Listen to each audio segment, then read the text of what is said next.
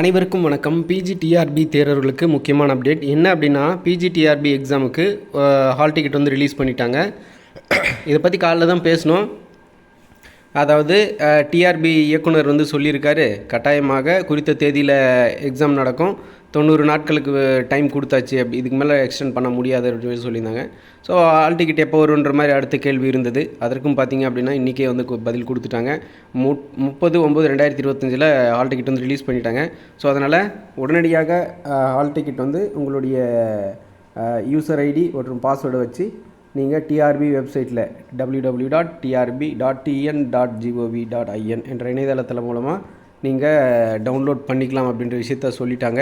So அதனால் PGTRB தேர்வர்களே date வந்து இதுக்கு ஹால் டிக்கெட் வந்து உடனடியாக டவுன்லோட் பண்ணி வச்சுக்கோங்க. அதேமாதிரி எங்கே சென்டர் போட்டிருக்காங்க, எப்போ அந்த